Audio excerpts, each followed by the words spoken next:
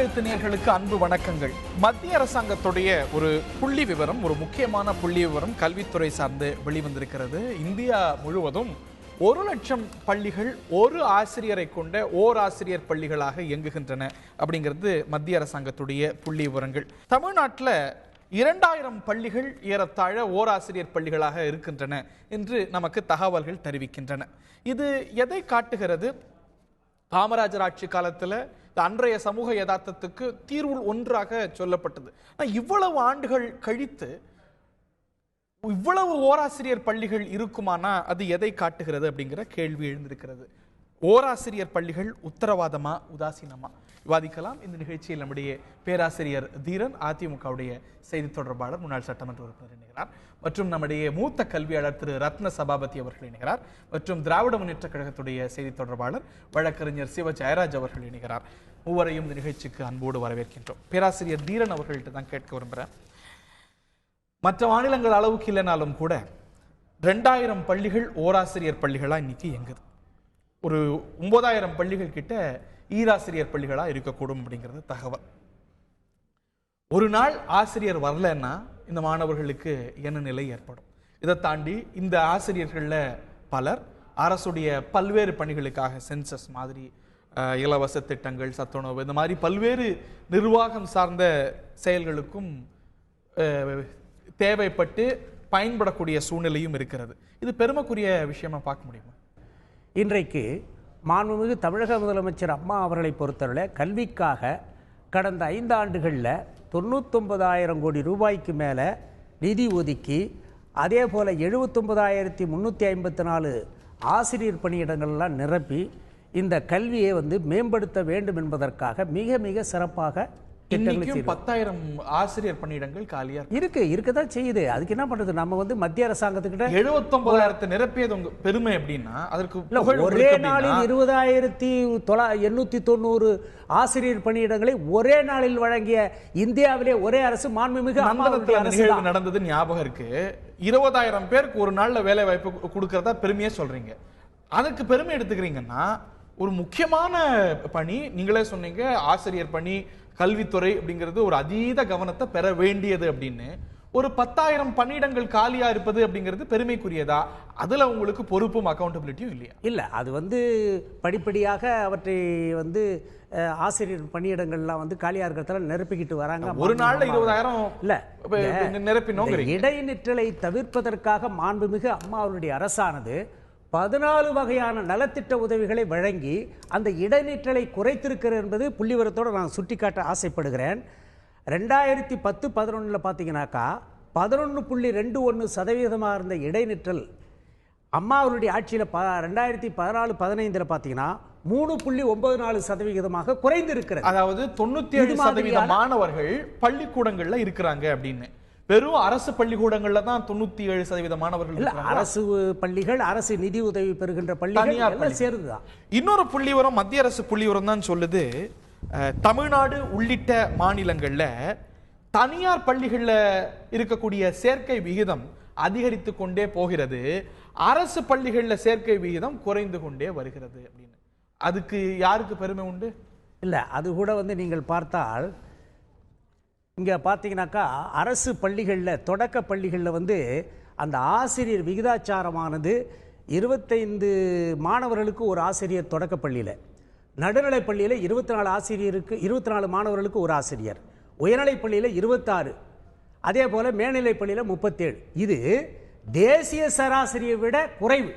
அரசு பள்ளிகளில் சேரக்கூடிய மாணவர்களுடைய எண்ணிக்கை முன்பு போல் இல்லாம குறைவதும், தனியார் பள்ளிகளில் பெருகுவதும் அப்படின்னா அது அரசு பள்ளிகளுடைய வீழ்ச்சியா பார்க்காம இல்ல. பொதுவாக இப்ப மாணவர் தேர்ச்சி விகிதம் கூட நீங்க பார்த்தீங்கன்னாக்கா தனியார் பள்ளிகளில் அதிகமான மதிப்பெண் எடுக்கிறவங்களுக்கு தான் வாய்ப்பு கொடுப்பாங்க. ஆனா அரசு பள்ளியில சராசரி மதிப்பெண் எடுத்திருப்பவர்களுக்கு கூட வாய்ப்புகள் தரப்படுகிறது. எது உன்னதமான நிலை? தனியார் பள்ளிகளை விட அரசு மாணவர்கள், அரசு பள்ளி மாணவர்கள் அதிக மதிப்பெண் எடுக்க வைக்கிறது. அதனாலதான் சொல்ல வரேன், 2010-11 69% இருந்த மாணவருடைய தேர்ச்சி நிலை இன்றைக்கு 85% மாண்புமிகு அம்மா அவருடைய 2015-16 ஆண்டுகள்ல வந்திருக்கு. அப்போ தேர்ச்சி விகிதம் கூடியிருக்கிறது, இடைநிற்றல் குறைந்திருக்கிறது. கல்விக்காக மாண்புமிகு அம்மா அவர் கடந்த 5 ஆண்டுகளில் 99,000 கோடி ரூபாய்க்கு மேல நிதி ஒதுக்கீடு செய்திருக்கிறாங்க. இந்த ஆண்டு கூட நீங்கள் பார்த்தீர்கள் என்று சொன்னால் கல்விக்காக ஒதுக்கப்பட்டிருக்கிறது 24,130 கோடி ரூபாய். பள்ளி கல்விக்கும் உயர்நிலை கல்விக்கு நீங்கள் பார்த்தால் கிட்டத்தட்ட 3,679 கோடி ரூபாய்.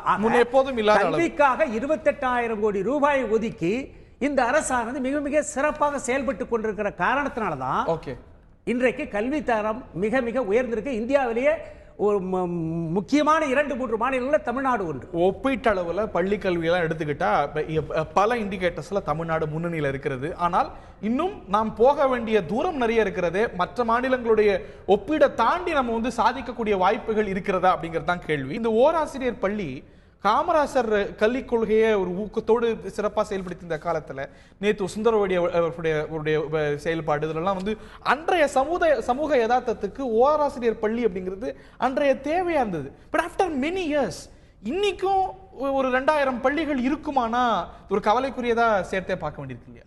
ஆசிரியருடைய பணியிடங்கள் அப்பப்போ காலியாகும். அந்த ஏதாவது ஓய்வு பணி நிறைவு பெற்றதுனால அதையெல்லாம் கொஞ்சம் கவனிக்க மாட்டேங்காங்க. அது கவனிக்காத காரணத்தினால இந்த ஓராசிரியர் பள்ளி மீண்டும் வந்தது ஒன்று.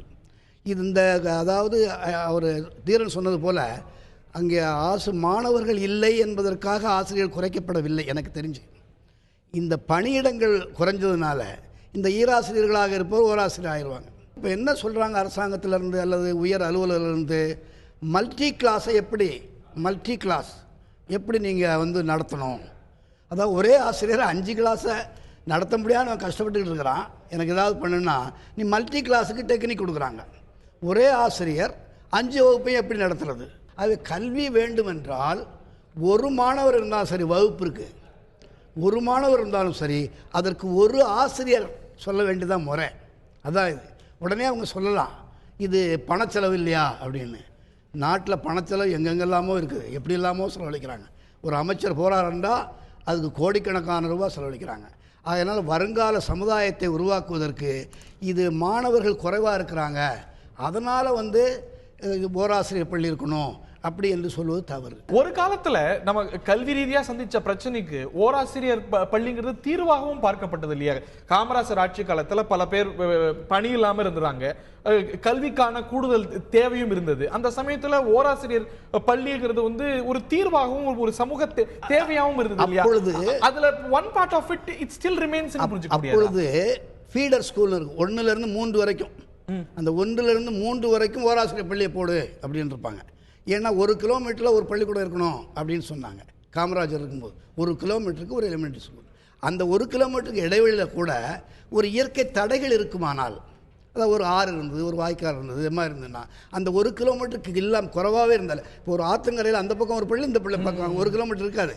ஒரு ஆத்தங்கரையில் அந்த சைடில் ஒரு பள்ளி இருக்கும், இந்த சைடில் ஒரு பள்ளி இருக்கும்.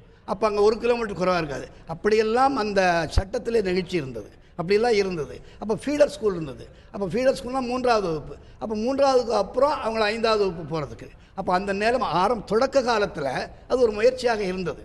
இப்போ நீங்கள் நல்லா கேட்டீங்க, அரசு பள்ளிக்கூடங்களில் ஏன் இந்த மாதிரி ஸ்ட்ரென்த்து குறைஞ்சுது அப்படின்னு கேட்டால் இது போன்ற ஆசிரியர் இல்லாமை தான். திரு ஜெயராஜுடைய முதற்கட்ட கருத்தை கேட்க விரும்புகிறேன். இது ஒரு 2000 ஓராசிரியர் பள்ளி ஒப்பீட்டளவில் நம்ம நிம்மதி அடைந்தாலும் கூட இருக்கலாமா அப்படிங்கிற கேள்வி இருக்கவே செய்யுது.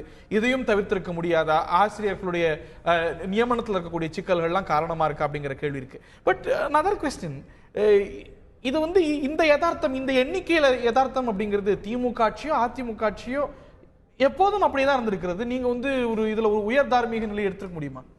இல்லை, பொதுவாகவே ஒரு அரசாங்கம் என்பது வெல்ஃபேர் ஸ்டேட்டாக இருக்கணும் என்பதுதான் நம்முடைய எல்லோருடைய கருத்தாக இருக்கிறது. இந்த அரசாங்கம் வெல்ஃபேர் ஸ்டேட்டாக இருக்கிறதா, வெல்ஃபேர் ஸ்டேட் கவர்மெண்ட்டாக இருக்கிறதா அப்படிதான் நம்முடைய கேள்விக்குறியாக இருக்குது. ஓராசிரியர் பள்ளி என்கின்ற பொழுது அது ஒரு அவமானமாக நாம் ஒரு அரசாங்கம் கருத வேண்டும், நாம் கருத வேண்டும். தவிர்க்க முடியாத இடங்களில் ஓராசிரியர் பள்ளி இயங்குவதை அல்லது இருக்க வேண்டிய நிர்பந்தம் ஏற்படுவதை நாம் தவிர்க்க முடியாது. ஒரு அதாவது ஒரு அரசாங்கத்தின் மீது குறை சொல்வதற்காக இதை நாங்கள் கையில் எடுக்க விரும்பவில்லை, இதை குறைக்க வேண்டும் என்று விரும்புகிறோம். இந்த அரசாங்கம் அதை செய்திருக்கிறதா என்று கேள்வி கேட்கிறோம். இப்பொழுது ஒரு அரசாங்கம் என்பது 5 ஆண்டுகளை தொடர்ந்து இன்னொரு அரசாங்கத்தினுடைய தொடர்ச்சி. இந்த அரசாங்கம் ஒன்றும் புதிய அரசாங்கமாக நான் கருத முடியாது. ஒரு ஏற்கனவே நடைபெற்ற ஒரு அரசாங்கத்தின் நீட்சி. ஆனால் இவர்கள் கடந்த முறை செய்தது திரும்பவும் இப்பொழுது செய்கிறார்கள் என்று அந்த கேள்விக்குறி நமக்கு எழுகின்றது. பள்ளி கல்வித்துறைக்கு நாங்கள் அதிகமாக நிதி ஒதுக்கி இருக்கிறோம். பள்ளி கல்வித்துறைக்கு அதிகமாக நிதி ஒதுக்கி விட்டாலே அந்த பள்ளி கல்வி வளர்ச்சி அடைந்து விட்டது என்று எடுத்துக்கொள்ள முடியாது. பள்ளி கல்வி, உயர்கல்வி என்று இரண்டு துறைகளை உருவாக்கியது கலைஞர். நீங்க ஒரு நிமிஷம், நீங்க ரெண்டு துறையை இதற்கு முன்னாடி ஒன்றாக இருந்த அமைச்சரவையை இரண்டாக உருவாக்கியது கலைஞர். சமச்சீர் கல்வியை திராவிட முன்னேற்ற கழகம் தலைவர் கலைஞர் தான் கொண்டு வந்தார். இன்றைக்கு வந்திருக்கிற இந்த தேர்ச்சி விகிதம் கலைஞர் அரசு கொண்டு வந்த சமச்சீர் கல்வியால் உருவாக்கப்பட்ட தேர்ச்சி விகிதம். இந்த சமச்சீர் கல்வி வேண்டாம் என்று உச்சநீதிமன்றம் வரைக்கும் சென்றவர்கள் இந்த அரசாங்கம். இவர்கள் எப்படி இன்றைக்கு இருக்கிற அந்த கல்வி வளர்ச்சி இன்னைக்கு ஐஐடில போகக்கூடிய அரசு பள்ளி மாணவர்கள் இல்ல அரசு போர்டுல படித்த மாணவர்கள்லாம் ரொம்ப சொற்பமா இருக்கிறாங்க. அதுக்கு காரணமும் கலைஞருடைய கல்விக் கொள்கை இல்ல. நீங்க ஒரு அரசாங்கத்தினுடைய நல்லெண்ண நடவடிக்கை, ஒரு அரசாங்கத்தினுடைய பலதரப்பட்ட விஷயங்களை ஏற்றுக்கொள்ள பக்குவம் வேண்டும் உங்களுக்கு. நீங்கள் ஒருவேளை ஏற்றுக்கொள்ளவில்லை என்றால் இல்ல, இன்னைக்கு இவ்வளவு ஒதுக்கீடு செய்யறாங்க, இன்னைக்கு இவ்வளவு நிர்வாக நடைமுறை இருக்கு, என்ரோல்மெண்ட் ரேஷியோ எல்லாம் உயர்ந்திருக்கு அப்படின்னா இவங்க காரணம் இல்ல, நாங்க வந்து சமச்சீர் கல்வி கொண்டு வந்தோங்கிறீங்க. அதுக்கு ஆஃப்டர் தட் இல்ல டியூரிங் தட் பிஃபோர் தட் என்ன நிலைமை? இன்னைக்கு வந்து அரசு பள்ளி மாணவர்களுக்கு எம்பிபிஎஸ்ல 5% இடம் தான் கிடைக்குது. 5% இடம் தான் அரசு பள்ளி மாணவர்கள் வகிக்கிறாங்க. ஐஐடியில மற்ற மாநிலங்கள்ல 1000 கணக்கில் போறாங்க, தமிழ்நாட்டு மாணவர்கள் சொற்பமா போறாங்க, 100 கணக்கில் போறாங்க. அதுவும் அரசு பள்ளியில இருந்து யாருமே இல்லை. அதுக்கெல்லாம் யார் காரணம்? நீங்க ஒரு நல்லா புரிஞ்சுக்கணும். நாம் சமூக நீதியால் பின்தள்ளப்பட்ட இன்னும் சொல்லப்பட்டால் அடக்கப்பட்ட சமுதாயத்திலிருந்து இவ்வளவு பெரிய விடிவு இன்றைக்கு கிடைத்திருக்கிறதே மிகப்பெரிய விஷயமாக நீங்கள் கருத வேண்டும். 1920 நீதி கட்சியிலே கொண்டு வரப்பட்ட தீர்மானம் 24 சட்டமாக்கப்பட்டது. என்ன சட்டம்? தாய்மொழியில கல்வி. அதைத்தான் இன்றைக்கு கல்வி உரிமை சட்டம் 29F சொல்லுது. என்ன சொல்லுகிறது? தாய்மொழியில் கல்வி உரிமை பெறுவது என்னுடைய உரிமையாக்கப்பட்டிருக்கிறது. எங்கள் அரசாங்கத்தையும் இப்பொழுது இருக்கிற அரசாங்கத்தை நீங்கள் ஒப்பிட முடியாது. ஏன்னு கேட்கிறேன், நான் சொல்றேன் கேளுங்க. கல்வி உரிமை சட்டத்திற்கு முன்னால் இருந்த நிலைப்பாடு வேறு, கல்வி உரிமை சட்டம் வந்ததற்கு அமல்படுத்தப்பட்டதற்கு பிறகு வந்திருக்கிற நிலைப்பாடு வேறு. கல்வி உரிமை சட்டம் வந்த பிறகுதான் கல்வி உரிமை சட்டம் அமல்படுத்தப்பட்டது. எங்கள் பீரியட்ல கிடையாது. ஆனால் அன்றைக்கே கூட நாங்கள் இன்றைக்கு ஒதுக்கி இருப்பதை போல, இவர்கள் சொல்வதை போல நான் ஒரே கேள்வி வைக்கிறேன். சரி, 13,000 பணியாளர்கள் இந்த நிமிடம் வரைக்கும் நிரப்பப்படவில்லை. அது மட்டுமல்ல, நீங்கள் 2013 இருந்து இந்த நிமிடம் வரைக்கும் ஒரே ஒரு ஆசிரியர் நியமனம் கூட இந்த அரசாங்கம் செய்யல. 2013 நீங்க நல்லா செக் பண்ணுங்க. 13 இருந்து இந்த நிமிஷம் வரைக்கும் ஒரு ஆசிரியர் கூட இவங்க நியமிக்கல. அப்படி இருக்கின்ற பொழுது இவர்கள் எப்படி கிளைம் பண்ண முடியும்? இந்த வளர்ச்சி விகிதத்திற்கு கடந்த 5 ஆண்டுகள்ல 2013 நின்னுச்சு உங்க வாதப்படி வச்சுக்கிட்டாலும் கூட 74,000 ஆசிரியர்கள் நியமனம் நடந்திருக்கிறது. 74. சார், நான் என்ன கேக்குறேன், நீங்க 25 ஐயா நான் முடிச்சறேன். 25 ஜிஓ 25 ஜிஓ, அந்த 25 ஜிஓல சென்னை உயர்நீதிமன்றத்தின் தலைமை அமர்வு ஒரு மாறுபட்ட தீர்ப்பை சொல்லுகிறது. அதே 25 ஜிஓவுக்கு மதுரை உயர்நீதிமன்றம் ஒரு மாறுபட்ட தீர்ப்பை சொல்லுகிறது. ஆனால் அந்த தீர்ப்பு வந்து இந்த மாதத்தோடு 14 மாதங்கள் வரப்போகின்றது. ஆனால் இந்த அரசாங்கம் அதை உச்ச நீதிமன்றத்துக்கு கொண்டு போய் அதிலே ஒரு தீர்வு இல்லை. இதைத்தான் நாங்கள் சொல்கிறோம், ஒரு சாம்பிள்ஸ் கவர்மெண்ட். இந்த அரசாங்கம் ஒரு செயல்படாத அரசாங்கம். 2013 இருந்து ஆசிரியர் நியமனம் பண்ணாம தான் 74,000 ஆசிரியர்களுக்கு மேல நியமனம் பண்ணிருக்காங்களா? ஒரே நாள்ல 20,920 ஆசிரியர்கள் நியமனம் பண்ண ஒரே அரசு அம்மாவுடைய அரசு. நான் கேட்கிறேன், கல்விக்காக திமுக என்ன பெருசா சாதிச்சிட்டாங்க? அவங்க ஆட்சியில 57,000 கோடி, அம்மாவுடைய ஆட்சியில 99,000 கோடி ரூபாய் கல்விக்காக செலவழிச்சிருக்காங்க 5 ஆண்டுகள்ல. நான் இன்னொன்னு சொல்றேன், கல்வி தரம் உயர்ந்திருக்குங்க, இடைநிற்றல் குறைந்திருக்குதுங்க. நான் ஒரே ஒரு கேள்வி கேட்கிறேன். இந்த கல்வியை வந்து இன்னைக்கு மாநில பட்டியலிருந்து பொது பட்டியலுக்கு போனதே திமுக ஆட்சி காலத்துல. 70களில் இவங்க ஆட்சி காலத்துல பத்தி பேசுவாங்க. திமுக ஆட்சி காலத்துல இல்ல, மன்னிக்கணும், தவறானது. நண்பர் அவர் தெரியாம பேசுறாரு. அதாவது பொதுப்பட்டியலுக்கு எப்போ போனாங்கன்னா திமுக காரங்கள்லாம் மிசாவில் உள்ள இருக்கும்போது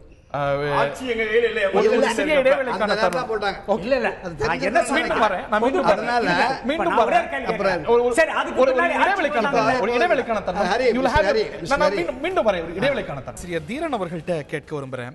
ஒரு +2 தேர்வு எழுதுறாங்கன்னா அதுல 70% மாணவர்கள் அரசு மற்றும் அரசு உதவி பெறக்கூடிய பள்ளிகளிலிருந்து எழுதக்கூடிய மாணவர்கள் தான். ஆனால் மருத்துவக் கல்லூரிகளில் சீட்டு கிடைப்பவர்களில் வெறும் 5% தான் அவங்க. எனில் நீங்க சொல்லக்கூடிய இந்த ஒரு பெருமைக்குரிய விஷயமா பார்க்க முடியுமா? 3000 சீட்டுல ஒரு 38 பேர் தான் அரசு பள்ளி மாணவர்களுக்கு கிடைக்கும் அப்படின்னா அது வந்து ஒரு பெருமைக்குரிய அழகா பார்க்க முடியுமா? வருமானமிக்க ஒரு வேலையாக பணியாக இருப்பதனால அதை எல்லோரும் நாடுகிறார்கள், அவ்வளோதான். அதற்கு ஒரு மாயை ஏற்பட்டு விட்டது, அவ்வளோதான். ஆகையினால் அரசனுடைய வேலை எல்லாரையுமே டாக்டர் ஆக்க வேண்டியது இல்லை. ஒன்று கணிசமானவர்கள் அதுக்கு சொல்கிறேன், அதுக்கும் வரேன், நீங்கள் அதுக்கும் வரேன். அதனால் நாங்கள் அரசு வந்து அவங்க 2 பேரும் இந்த திமுக அதிமுக சண்டை போட்டுக்கிட்டு இருக்காங்க, நான் அதுக்கு உள்ளே வரல. ஆனால் நம்முடைய தமிழ்நாட்டை பொறுத்தவரையில் தமிழக அரசு எந்த அரசாக இருந்தாலும் சரி மக்களை மக்களாக ஆக்குவது தான் கல்வி. அதைத்தான் ஆக்கி கொண்டிருக்கிறது அரசு பள்ளிகள், அது சந்தேகமே கிடையாது. ஒன்று, நீங்கள் சொல்கிறீங்க மனிதனாக ஆக வேண்டாமா, வெறும் டாக்டராக இருந்தால் போதுமா? நீங்கள் வேணால் ஒரு ஸ்டடி எடுத்து பாருங்கள். அதாவது டாக்டர்ஸ்டோடைய ஒரு மனப்பான்மையும் மற்ற ஒரு மனப்பான்மை எடுங்க. எவன் மனிதநேயத்தோடு இருக்கிறார் என்று பாருங்கள். இன்று பாருங்கள், அதாவது பல இந்த தனியார் ஆஸ்பத்திரிஸ் இருக்குது, மருத்துவமனைகள் எவ்வளவு தூரம் கொள்ளையடிக்கிறாங்க. ஏன் காரணம் என்னென்னா, அவங்கள்ட்ட கேட்டால் நான் இவ்வளோ செலவழித்து மருத்துவம் படிச்சிருக்கிறேன் அப்படிங்கிறாங்க. அப்போது அது போன்ற மனித மனப்பான்மை இல்லாதவர்களை இந்த கல்வி உருவாக்க வேண்டாம். அப்படிப்பட்ட டாக்டர்ஸ் நமக்கு தேவையில்லை. ஒன்று, இன்னும் அதை அடுத்த நான் புரிஞ்சுக்கிறேன். இப்போ அரசு பள்ளிகள்லேருந்து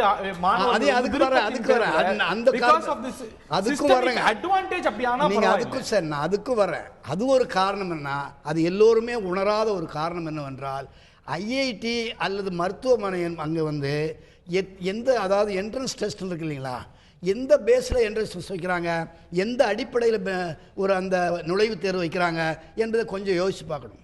நான் கல்வியில் இவ்வளவு நாள் ஒர்க் பண்ணிட்டு இருக்கிறேன். சோ அதனால ஐஐடிக்கு அரசு பள்ளி மாணவர்கள் போகாததை ஒரு பெரிய பிரச்சனையா பார்க்க வேண்டியது இல்லைங்கிறீங்க? பார்க்க வேண்டியதில்லை, அந்த அடிப்படையே சரியில்லை. தமிழ்நாட்டுல வேண்டாம் சார். அதனால நம்ம வந்து ஐஐடி ஒரு சிறந்த ஸ்டாண்டர்ட் எடுத்து தெலுங்கானால, ஆந்திரால, அதைத்தான் சொல்ல வரேன். அந்த போர்டுல இருந்து அரசு போர்டுல இருந்து படிக்கக்கூடிய மாணவர்கள் ஐஐடி போன்ற இன்ஸ்டிடியூஷன்ஸ்க்கு அந்த தேர்வை கிராக் பண்ண முடியும். அதைத்தான் நான் சொல்ல வருகிறேன். ஒரு நுழைவுத் தேர்வு என்பது எப்படி இருக்க வேண்டும் என்றால், ஒரு நுழைவுத் தேர்வு நல்லா தெரிஞ்சுக்காங்க. பொதுவாக கல்வியில் நாங்கள் 2 விதமான தேர்வுகளை சொல்கிறோம். எத்தனையோ தேர்வுகளில் முக்கியமானதில்லை. அதாவது தேர்ச்சி தேர்வு என்பது ஒன்று, வல்லமை தேர்வு என்று உண்டு. தேர்ச்சி தேர்வு என்பது அவன் எந்த நூலை படிக்கிறானோ, எந்த பாடநூலை படிக்கிறானோ அந்த பாடநூலில் இருக்கின்ற விஷயத்தை கேட்குறதான் தேர்ச்சி தேர்வு. உங்களுக்கு புரிஞ்சுதானமோ தெரியல. ஒரு பாடநூலில் இருக்கக்கூடிய செய்தி என்ன இருக்கோ அதை அப்படியே கேட்குறோம் இல்லைங்களா, அதான் தேர்ச்சி தேர்வு. அந்த பாடநூலை கற்பிப்பதனால அவனுக்கு ஏற்படுகின்ற வல்லமை இருக்கிறது அல்லவா, ஒரு ப்ரொஃபிஷியன்சி என்று ஆங்கிலத்தில் சொல்லுவார்கள், அதை தேர்வது வல்லமை தேர்வு. ஆகவே எந்த நுழைவுத் தேர்வாயினும் வல்லமை தேர்வாக இருக்க வேண்டும். ஆனால் ஐஐடி போன்ற நிறுவனங்கள் அது வல்லமை தேர்வு அல்ல, வல்லமை தேர்வு அல்ல. ஒரு முக்கியமான அழகா இருக்கே அது அழகு, அதான் அது வல்லமை தேர்வாக அல்ல. அவங்க சிபிஎஸ்சி பேஸ்ல அது கேள்வி கேட்கறாங்க. இப்படி ஒரு புரிதலுக்கு வர முடியுமா? நீங்க ஐஐடிலாம் வந்து ஒரு தேர்ச்சி தேர்வு, அதனால வந்து ஒரு வல்லமை நிலையை தேர்ந்தெடுக்கல, அதனால அது ஒரு சிறந்ததா பார்க்க முடியாது.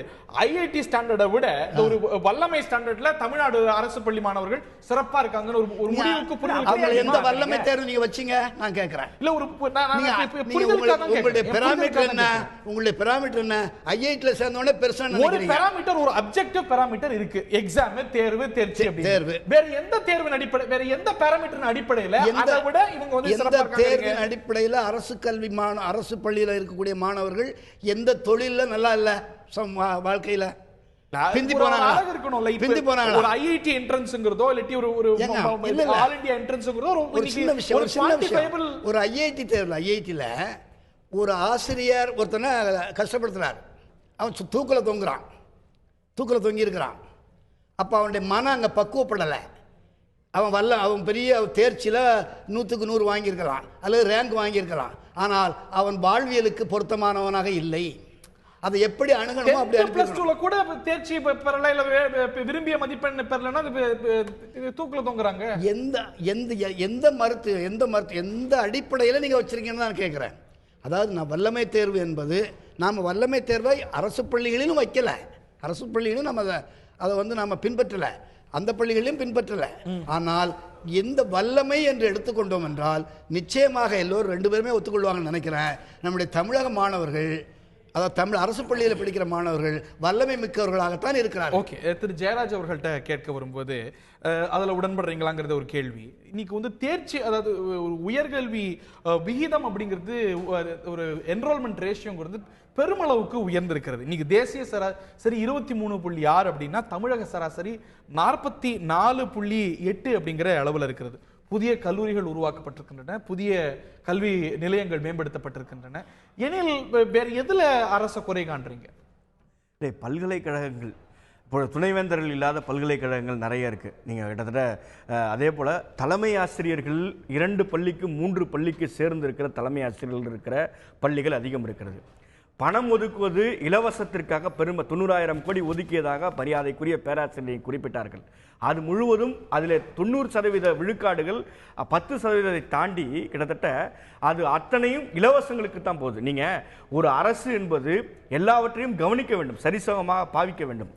19 நவம்பர் 2014 அன்று எடுக்கப்பட்ட கணக்கீட்டின்படி தமிழகத்தில் இருக்கிற பள்ளிகளில் 7,837 பள்ளிகளில் கழிப்பறையே கிடையாது.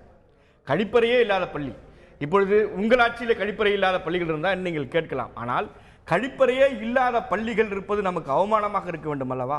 இதில் மாணவிகள் 900 மாணவிகள் படிக்கிற ஒரு பள்ளியிலே 3 கழிப்பறைகள் இருக்கிறது. இதை நீங்கள் புதுப்பித்தல் மேம்பாட்டுக்காக மட்டும் 4,166 சொல்ல போறேன். இப்ப அதாவது ஆடிட் ஜெனரல் பேஜ் 74 2015 4,400 கோடி ரூபாயை மத்திய அரசு கொடுத்திருக்கிற நிதியை இந்த அரசாங்கம் செலவிடாமல் அப்படியே சரண்டர் பண்ணியிருக்காங்க. 4,400 கோடி ரூபாய். Audit general page 70 to 74. ஆக ஒரு அரசாங்கம் இது எதுக்காக ஒதுக்கப்பட்டது தெரியுங்களா? இந்த 15 ஒதுக்கப்பட்ட ஆடிட் ஜெனரல் ரிப்போர்ட் நான் சொல்றேன். எதுக்காக ஒதுக்கப்பட்டதுன்னா கழிப்பறைகள் கட்டுவதற்கும் புதிய கல்வி நிலையங்கள் கட்டடங்கள் கட்டுவதற்கும் இது ஒதுக்கப்பட்ட இந்த நிதி முறையாக செலவிடப்படாமல் திருப்பி அளிக்கப்படுகிறது என்றால் ஒரு அரசாங்கத்தினுடைய தோல்வியாக இதை நாம் பார்க்க கூடாதா? இதையோடு நாங்கள் கேட்கிறோம், கற்றலினுடைய செயல்முறையை மாற்ற வேண்டும் என்று ஐயா அவர்கள் சொன்னாங்க. இது முழுமையாக ஏற்றுக்கொள்ளப்பட வேண்டிய விஷயம். ஆக புதிதாக ஒரு ஆசிரியர்களோ புதிதாக இப்போ ஒரு வெக்கேஷனல் குரூப் இருக்கு சார், ஒரு தையல் டீச்சர் இருக்காங்க, அந்த தையல் டீச்சரினுடைய வேலை அவங்க பணி ஓய்வு பெற்றுட்டாங்கன்னா புதிதாக ஒரு தையல் டீச்சர் நியமிக்கணுமா இல்லையா? இந்த நிமிடம் வரைக்கும் கடந்த 5 ஆண்டு காலத்திலும் சரி இப்பொழுதும் சரி ஒரு ஆசிரியர் கூட அப்படி நியமிக்கப்படவில்லை. ஓய்வு பெற்று விட்டால் ஓய்வு பெற்றவர் தான். இப்படி இந்தி டீச்சர் ஓய்வு பெற்றாங்கன்னா ஓய்வு பெற்றவர் தான், தமிழ் டீச்சர் ஓய்வு பெற்றார்னா ஓய்வு பெற்றார் தான். இன்னொன்னு கூட நீங்க சொல்றீங்க ஆங்கில கல்வியை இந்த அரசாங்கம் ஊக்குவிக்கிறது அப்படின்னு கூட நீங்க ஒரு குற்றச்சாட்டு இன்றைக்கு பரவலாக சமூக வலைதளங்களை ஏற்படுத்துகிறது. மற்ற தனியார் பள்ளிகளுக்கு ஈடு கொடுக்க வேண்டும் என்றால் அரசாங்க பள்ளிகளுடைய ஆங்கில வழி கற்றலை ஊக்குவிக்க வேண்டும். ஆனால் ஆங்கில மொழியறிவு உள்ள ஆங்கில வழியில் படித்த ஆசிரியர்களை நியமிக்கணும். தமிழ் மீடியத்தில் படித்த ஆசிரியர்களை நியமித்து நீங்கள் ஆங்கில வழி கல்வியை சொல்லிக் கொடுங்கன்னா அதுவே ஏமாற்றுத்தனம். ஆக ஒரு அரசாங்கம் என்பது இருவேறு கருத்துக்களை கொண்டிருக்கிற, சட்டசபையிலே பேசுவது ஒன்று, வெளியிலே பொதுவெளியிலே பேசுவது ஒன்று, செயல்படுவது ஒன்று. பேராசிரியர் தீரன், அதாவது இது சும்மா அங்கொன்று இங்கொன்றுமாக இருக்கக்கூடிய குறைகளை இவங்க ஆட்சியில் என்னமோ எல்லாமே ரொம்ப ஒழுங்காக நடந்த மாதிரியும் இந்த ஆட்சியில இவங்க பண்ண கோளாறுகள்லாம் சரி பண்ணி தான் நாங்க ஒழுங்குபடுத்திட்டு வரோம். இல்ல அதெல்லாம் சொல்றேன். ஒரு கேள்வி நான் கேட்கிறேன். இவங்க வந்து சொல்றாங்க எதற்காக வந்து இலவச திட்டங்களை பண்றோம்? அந்த பிள்ளைகளுக்கு சீருடையிலிருந்து பாட புத்தகத்திலிருந்து மிதிவண்டியிலிருந்து எல்லாம் ஒரு 14 வகையான கல்வி உபகரணங்களை கொடுக்கறதுனாலதான் அவங்க ஆர்வமா வராங்க. அதே மாதிரி நீங்க பாத்தீங்கன்னா இந்த ஊட்டச்சத்துணவோ அல்லது சத்துணவு திட்டமோ இதுக்கெல்லாம் பாத்தீங்கன்னா 3,000-4,000 கோடி ரூபாய்க்கு மேல ஏன் செலவு பண்றாங்க? அவங்க நிம்மதியா வரணும், வந்து படிக்கணுன்றதுக்காக. இப்ப அம்மா அவர்கள் இந்த தேர்தல் அறிக்கையில் கூட சொன்னது வந்து காலை உணவு கூட வந்து அந்த பள்ளிக்கூடத்திலேயே வழங்கப்படும் சொன்னாங்க. அப்ப அது வந்து தாய்மார்களுடைய சிரமத்தை குறைச்சி இன்னும் பள்ளிக்கூடத்துக்கு வரப்போகுது. இப்போ செய்யத்தான் போறாங்க. ஏங்க தேர்தல் அறிக்கை என்பது 5 ஆண்டுகள் நிறைவேற்ற அது உடனடியாக செய்வாங்க. இதை பொறுத்தளவுல உடனடியாக செய்வாங்க. ஆக மாண்புமிகு அம்மா அவருடைய அரசை பொறுத்தளவில் கல்விக்காக வேறு எந்த அரசையை விட மிக அதிகமான அக்கறை எடுத்துக்கொண்டு செயல்பட இந்த வருஷம் கூட நீங்க பாத்தீங்கன்னா எந்த அரசையும் விட அக்கறையோட செயல்படுது.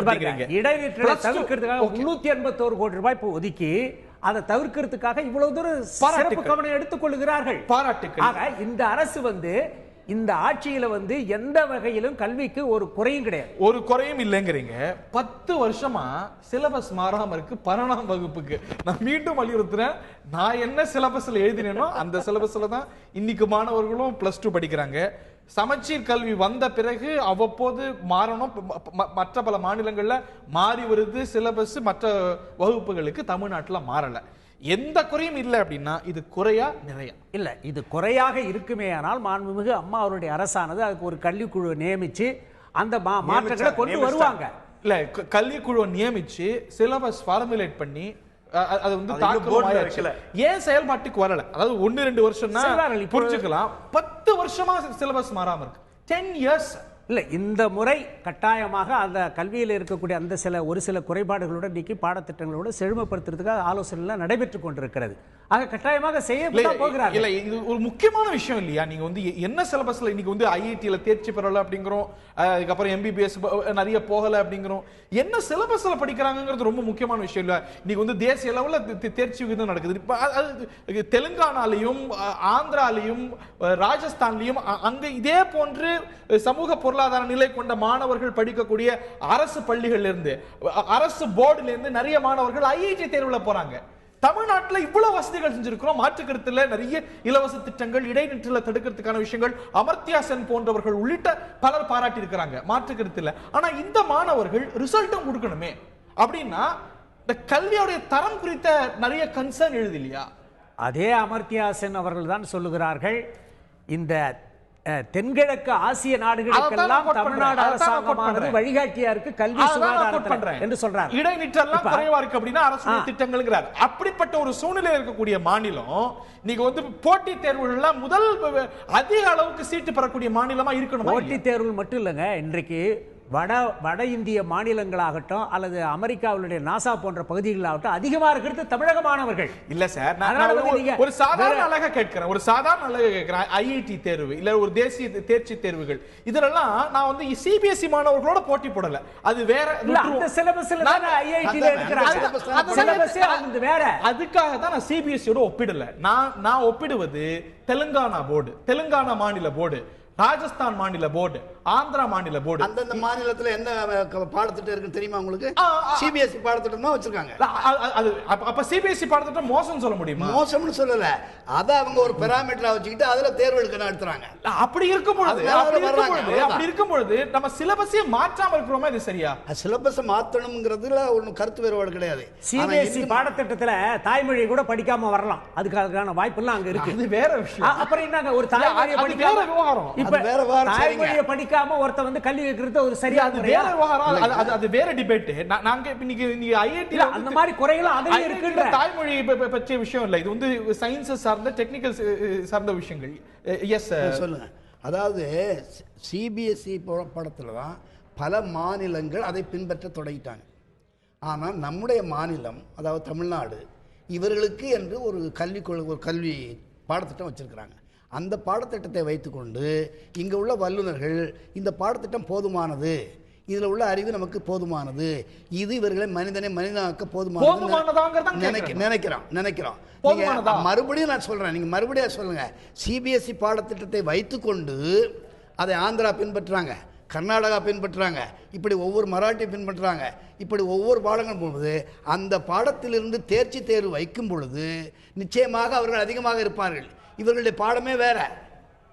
முதல்ல தேர்ச்சி தேர்வுன்னு சொன்ன அதுதானே யதார்த்தம். நமது மாணவர்கள் ஐஐடில நிறைய இருக்கணும்னு எதிர்பார்ப்பு சரியானதா தவறானதா? அரசு பள்ளி மாணவர்கள் எம்பிபிஎஸ் இதுல நிறைய சீட்டுகள் பெறணுங்கிறது நியாயமான எதிர்பார்ப்பா இல்லையா? அது நியாயமானதையும் வர வேண்டும். அதே மாதிரி எல்லா துறைகளிலும் வர வேண்டும். எல்லா துறைகளிலும் வரணும். அதாவது இந்த பாராமீட்டரே தப்புன்னு சொல்றேன். நீங்க இல்ல, இன்னைக்கு அதுதானே யதார்த்தமா இருக்கு. யதார்த்தம் என்பது வேறங்க. அப்போ இன்னைக்கு எல்லாரும் என்ன செய்யறாங்க, மெட்ரிகுலேஷன் ஸ்கூல்ல தான் எல்லா மாணவர்களும், அதாவது பெற்றோர்களும் படிக்கணும்னு நினைக்கிறாங்க. ஆனால் எல்லாரும் ஆங்கிலம் பேசணும்னு நினைக்கிறாங்க, ஆங்கிலத்தில் எல்லாரும் பேசணும்னு நினைக்கிறாங்க. அது ஒரு தவறான எண்ணம். ஓகே, இன்னொரு விருந்தினரை நான் வரவேற்கிறேன். திரு மாசஸ் அவர்கள் நம்முடைய இணைக்கிறார். ஆரம்ப பள்ளி கூட்டமைப்புடைய பிரதிநிதி திரு மாசஸ் அவர்களை வரவேற்கிறோம். தொடக்கத்தில் நம்ம வந்து பேசிட்டு இருந்த ஒரு விஷயம், ஒரு 2000 அளவுக்கு ஓராசிரியர் பள்ளிகள் தமிழ்நாட்டில் இருக்கு அப்படின்னு பேசிட்டு இருந்தோம். அதுல வந்து ஆசிரியர்களுக்கு ஒரு பெரிய சிரமம் இருக்கிறது அப்படின்னு திரு ரத்ன சபாபதி அவர்கள் வலியுறுத்திட்டு இருந்தார். இன்னைக்கு வந்து அரசுடைய திட்டங்களை செயல்படுத்துறதுலேருந்து சென்சஸ் மாதிரியான பணிகள்லேருந்து ஈடுபடுறாங்க அப்படின்னு. இது சார்ந்த உங்களுடைய முதற்கட்ட பார்வையை நான் கேட்க விரும்புகிறேன். நாட்டினுடைய கல்வி சம்பந்தமாக, குறிப்பாக அரசு பள்ளிக்கூடம் சம்பந்தமாக விவாதிக்கிறதுங்கிற இந்த மேடைக்கு முதல்ல எனக்கு வாழ்த்துக்களையும் நன்றியையும் தெரிவிச்சுக்கிறேன். இன்னைக்கு அரசு பள்ளிக்கூடத்தினுடைய நிலைப்பாடுகள் சம்பந்தமாக நான் சொல்கிறதுக்கு முன்னாடி 1900 காமராஜருடைய ஆட்சி காலத்தில் தான் வந்து இந்த ஆசிரியர் மாணவருடைய விகிதாச்சாரம் என்பது தான் முதல்ல கல்விக்கூடத்தை பெருமைப்படுத்தக்கூடியது. அப்படி காமராஜருடைய ஆட்சி காலத்தில் தான் 1:20 என்பது அரசு, அதாவது ஒரு ஆசிரியருக்கு 20 மாணவர் என்று. 1997 தான் முதலாக கலைஞருடைய ஆட்சி காலத்தில் 1:40 அரசாணை என்பதை 525 அரசாணை கொண்டு வந்தாங்க. 525 அரசாணை வந்ததுக்கு பின்னாடி பார்த்தீங்கன்னு சொன்னால் ஒரு ஆசிரியருக்கு 40 மாணவர் என்பது பதிவு செய்யப்பட்டது. அப்படி வர்ற பொழுது நமக்கு என்ன சிரமம் வந்துடுதுன்னு சொன்னால், 40 மாணவர் ஒரு பள்ளிக்கூடத்தில் இருந்தாங்கன்னு சொன்னால் ஒரு ஆசிரியர், 80 மாணவர் இருந்துச்சுன்னு சொன்னால் 2 ஆசிரியர், 40 தாண்டின ஒரு பாடு, 80 விட்டுட்டு 81 தாண்டின ஒரு பாடு தான் 3வது ஆசிரியர் என்று இப்படி வருகிற பொழுது ஒரு 2,20,000 ஆசிரியர்கள் இருந்த இடத்துல அந்த அரசாணைக்கு பின்னாடி என்ன ஆயிடுச்சுன்னு சொன்னாக்க, கிட்டத்தட்ட தமிழ்நாட்டில் ஒரு 1,20,000 ஆசிரியர்கள் ஒரு 5 ஆண்டு காலத்துக்குள்ள இயற்கை சாவுக்கு போயிடுச்சு. இது எப்போ தொடக்க புள்ளிங்கிறதுங்க? இந்த ஜிஓ தான் தொடக்க புள்ளி. ஆமாம், அதுதான் அந்த அரசாணை என்பது. ஏன்னா நம்ம வந்து கல்வி சம்பந்தமானதில் வளர வேண்டும் என்று நாடு நினைக்கிற பொழுது கல்வியை வந்து பரவலாக்க வேண்டுவதும் குறிப்பாக கிராமப்புற எந்த அரசாணை? 525 அரசாணை 97/525 1997 525 அரசாணை என்பது கலைஞருடைய ஆட்சி காலத்தில் தான் உருவானது. 2006ல 25:1 நாங்க தான் கொண்டு வந்தோம். அதுதான் தொடக்க புள்ளின்னு அவர் சொல்றேன். நான் மீண்டும் உங்கள்ட்ட தான் பதில் கேட்கிறேன். இல்ல, அதுக்கு பின்னாடி இந்த இயற்கை சாவு என்பதுன்னு சொல்ற பொழுது 1,25,000. நான் பிரைமரியில வேலை பார்க்குற பொழுது என் பிளாக்ல 425 டீச்சர்ஸ் இருந்ததுல 5 ஆண்டு காலத்துல ஒரு 100 டீச்சர்ஸ் காணும். இப்போ இருக்கிறது 325 டீச்சர்ஸ் தான். அப்படின்னா மிகப்பெரிய அளவில் தமிழ்நாடு முழுவதும் ஒரு 1,20,000 ஆசிரியர்கள் இயற்கை சாவுக்கு இட்டு சென்று அந்த பணியிடங்கள் பூராமே சரண்டர் ஆக்கப்பட்டது. ஏன்னு சொன்னால் இந்த அரசாணை என்பதனுடைய நோக்கம் என்பது. இதை தாண்டி நமக்கு வர்ற பொழுது 2009 ஆக்ட், மத்திய அரசாங்கம் ஆக்டுக்கு கொண்டு வந்தாங்க இல்லையா, கல்வி உரிமை. ஆமாம், அந்த கல்வி உரிமை சட்டத்தில் 1:13 கொண்டு வந்தாங்க. இப்படி 13 கொண்டு வர பொழுது கொஞ்சம் இன்க்ரீஸ் ஆகி நிற்கிது. ஆனால் என்ன யதார்த்தம் என்று சொன்னால், அரசு பள்ளிக்கூடத்தை பாதுகாக்கணும்னு நினைக்கிற அரசாங்கங்கள் இருக்குதுன்னு சொன்னால், இன்னைக்கு நான் 1990களில் பார்த்தீங்கன்னு சொன்னால் வெறும் 3000 மெட்ரிகுலேஷன் ஸ்கூல் தான் இருந்துச்சு. இன்னைக்கு 18,000 மெட்ரிகுலேஷன் ஸ்கூல் என்பது இன்றைக்கு தமிழ்நாட்டில் அங்கீகரிக்கப்பட்ட மெட்ரிகுலேஷன் ஸ்கூல். இதுக்கு அரசு பள்ளிக்கூடம் தொடங்குவதற்கு உதாரணத்துக்கு சொன்னீங்கன்னு சொன்னால், ஒரு ஆரம்ப பள்ளி தொடங்கணும்னு சொன்னால் அரசு விதி என்ன சொல்லுதுன்னா 1 கிலோமீட்டர் இருக்கணும்னு சொல்லுது. 3 கிலோமீட்டர் இருந்துச்சுன்னு சொன்னால் ஒரு மிடில் ஸ்கூல் இருக்கணும்னு சொல்லுது. 5 கிலோமீட்டர் இருக்குதுன்னு சொன்னால் ஒரு ஹை ஸ்கூல் இருக்கணும்னு சொல்லுது. ஆனால் இந்த மெட்ரிகுலேஷன் ஸ்கூலெல்லாம் ஆரம்பிக்கிறதுக்கு எந்த இடத்துலையும் விதியை பயன்படுத்தவே இல்லை. அவர்களுடைய கட்டமைப்பு சம்பந்தமாகவோ அல்லது ஆசிரியனுடைய தகுதி சம்பந்தமாகவோ எந்தவித ரெஸ்ட்ரிக்ஷனும் இல்லாமல் கிட்டத்தட்ட வந்து மெட்ரிகுலேஷன் ஸ்கூல் 18,000 ஸ்கூல். பேராசிரியர் தீரன் மற்றும் திரு ஜெயராஜ் இருவருமே பதிலளிக்க வேண்டிய முக்கியமான விவரங்களை திரு மோசஸ் அவர்கள் எழுப்பியிருக்கிறாரு. இந்த பிரச்சனையுடைய ஜெனிசிஸ் தொடக்க புள்ளியா உங்களுடைய முந்தைய ஆட்சி காலத்துடைய ஜிஓ அப்படிங்கிறார், மறுக்கக்கூடிய கேஸ். நான் அதை அக்செப்ட் பண்ணிக்கிறேன். அன்னைக்கு 97ல் இருந்த சூழ்நிலை ஜிஓ போட்டு அதே 2006ல் கல்வி உரிமை சட்டம் வந்ததற்கு பிறகு அதே 13 கல்வி உரிமை சட்டம் சொன்னாலும் 25ன்னு நாங்கள் ஃபிக்ஸ் பண்ணோம். 25:1 தான் நாங்கள் ஃபிக்ஸ் பண்ணோம். இன்னை வரைக்கும் அதற்கோட முன்னோடி மாநிலமாக நாங்கள் இருக்கோம். நாங்கள் ஆட்சி இல்லை, நீங்கள் அந்த இவர் சொன்னதை நான் முழுமையாக ஏற்றுக்கொள்கிறேன். அந்த 1,25,000 பணியிடங்கள் சரண்டர் செய்யப்பட்டது, அதற்கான வலு கூடியது. ஆனால் ஒரு அரசாங்கம் இன்றைக்கு 4,000 கோடி ரூபாய் எனில் இந்த விஷயத்தில் உங்களால ஒரு உயர் தார்மீக நிலை எடுக்க இல்லை. உயர் தார்மீக நிலை என்பது வேறு, ஒரு அரசாங்கம் கேள்வி கேட்க வேண்டும் என்பது இன்றைய சூழ்நிலை வேறு. 13க்கு அமெண்ட்மெண்ட்டுக்கு 13 இந்த சட்டம் வந்ததற்கு பிறகு இந்த நிலையே மாறுகின்றது. ஒரு அரசாங்கத்தினுடைய நிலையை மாறுறப்ப இப்படி என்னுடைய உரிமையாகின்றது. கல்வி என்பது அதற்கு முன்னால் உரிமை கிடையாது, என்னுடைய உரிமையாகின்றது. நீங்க 4 பேருக்கு, அதாவது 400 பிள்ளைகள் இருக்கிற ஒரு பள்ளிக்கு 4 ஆசிரியர்கள் இருப்பது என்பது எப்படி வேடிக்கை, வினோதமானது, சட்ட விரோதமானது இப்ப ஆயிப்போச்சு. இப்ப இதுக்கு முன்னாடி சட்டவிரோதமானது கிடையாது. இப்ப 18,000 தனியார் பள்ளிகளை ஊக்குவிக்கிற ஒரு அரசாங்கம் என்று இவர் ஒரு அரசாங்கத்தை சொல்லவில்லை, 2 அரசாங்கத்தையும் சேர்த்து சொல்றாரு.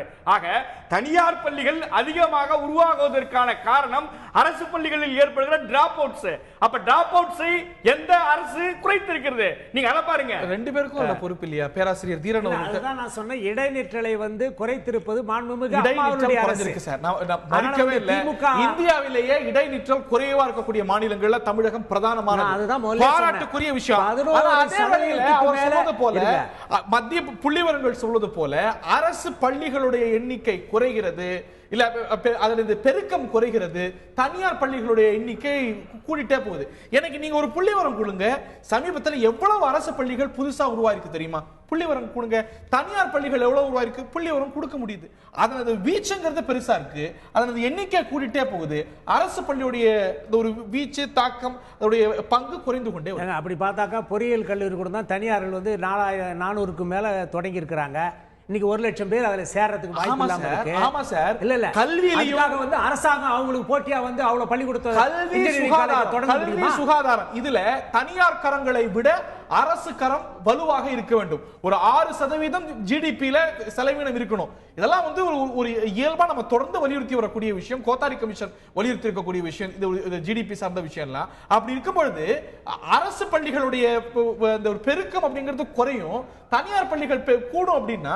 ஆனா இடைநிற்றல் குறைஞ்சிருக்கிறது, என்ரோல்மெண்ட் கூடி இருக்கு அப்படின்னா அரசு அதுக்கான பெருமை எடுத்துக்கணும். இல்ல பெருமை இல்லைங்க.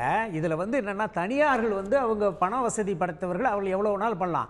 ஆனா வரக்கூடிய வரி வருவாயிலிருந்து தான் ஒரு அரசாங்கமானது கல்வி சுகாதாரம் எல்லாத்துக்கும் செலவு பண்ணணும். ஆக அப்படி இருக்கும்படி இதுல அம்மாவினுடைய அரசானது இன்றைக்கு கல்விக்காக முன்னுரிமை கொடுத்து செயல்படுகிற காரணத்தினால்தான் அன்றைக்கு 2011 11% மேல இருந்த இடைநிற்றல் இன்றைக்கு 3% குறைஞ்சிருக்கு. அந்த இடைநிற்றல் அரசு பள்ளிகளால் மட்டும் குறைஞ்சதா இல்ல தனியார் பள்ளிகளுக்கும்? அரசு பள்ளிகளால் தான். இது அரசு புள்ளி வரம் தான், சட்டமன்றத்திலே கொடுக்கப்பட்ட புள்ளி வரம், மாண்புமிகு பள்ளி கல்வித்துறை அமைச்சர் கொடுத்த புள்ளி வரம். அதனால நான் என்ன சொல்றேன்னாக்கா, இங்க இந்த ஓராசிரியர் பள்ளி கூட சொல்றாங்க, பல இடங்கள்ல நீங்க பாத்தீங்கன்னாக்கா 25 மாணவர்களுக்கு ஒரு ஆசிரியர் கணக்குப்படி பார்த்தா கூட பல பள்ளிக்கூடத்தில் 25 பேர் கூட இருக்கிறது இல்லை, அதுக்கு குறைவா இருக்கு.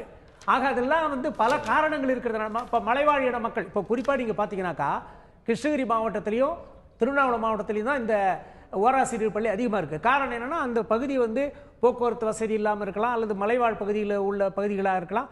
அவங்க இப்பதான் முதல்ல தோண்டி தொடங்கி படிக்க ஆரம்பிக்கிறாங்க. அவங்கள படிக்க வச்சிருக்குது அம்மாவுடைய அரசு. அதனாலதான் இன்றைக்கு இடைநிற்றலானது 3% குறைஞ்சிருக்குது. அது மட்டும் இல்ல, இன்றைக்கு அம்மாவுடைய அரசானது அவர்களுக்கு ஊக்கப்படுத்துவதற்காக நிறைய உதவிகளை வழங்கி கொண்டிருக்கிறார். அதான் நான் சொன்ன 14 வகையான நலத்திட்ட உதவிகளை வழங்குறதுனாலதான் இந்த பிள்ளைகள்லாம் இன்னைக்கு பள்ளிக்கூடம் மாற்றுக்கருத்துல இந்த இலவச திட்டங்கள் இந்த ஆட்சி முந்தைய ஆட்சியில கொடுத்த திட்டங்கள் இடைநிற்றல மிக குறைவா இந்தியால வச்சிட்டு இருக்கிற மாநிலங்கள்ல தமிழகம் ஒன்றா இருக்கு அப்படின்னா இந்த அரசுடைய திட்டங்கள் அப்படிங்கிறது. பள்ளி கூட நீங்க பாருங்க, ராஜஸ்தான்ல 17,000, குஜராத்ல 13,000 சொச்சம், மகாராஷ்டிரால 17,000.